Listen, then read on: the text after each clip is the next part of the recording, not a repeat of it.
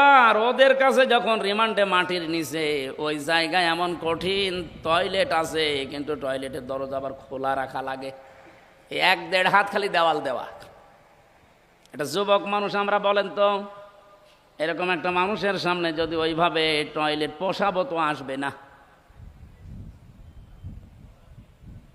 আলেমদের সাথে এই ব্যবহার করতো আমি নিজে সাক্ষী, নিজে দেখেছি। আর এখনকার এই শয়তানগুলোকে কোর্টে তোলার সময় ওদের আচরণ দেখেছেন, বাস আবার সুযোগ পেলে সবাইকে দেখে নেব, ওই জায়গায় দাঁত মুখ খুলে ফেলা দরকার। আলেমদের মাথায় দড়ি দিয়ে, ডান্ডা বেড়ি দিয়ে বুকের ওপরে সে কি লাগাতো না, একটা কি যেন আছে, বুলেট প্রুফ জ্যাকেট, মাথার ওপরে টুপি দিয়ে মনে হচ্ছে যে কি নিয়ে যাচ্ছে, অথচ কিছুই না। আবার হাত আমার বাঁধতো পেছনে, মাথায় দড়ি দিয়ে যখন কোর্টের সামনে দিয়ে নিত, আমার মনে হচ্ছে যে গরু ছাগল টেনে নিয়ে যাচ্ছে।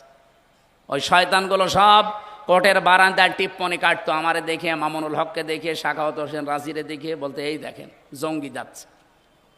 এখন আপনারাও তো ওইভাবে যাচ্ছেন, এখন আমরা বলি দেখ কেমন লাগে।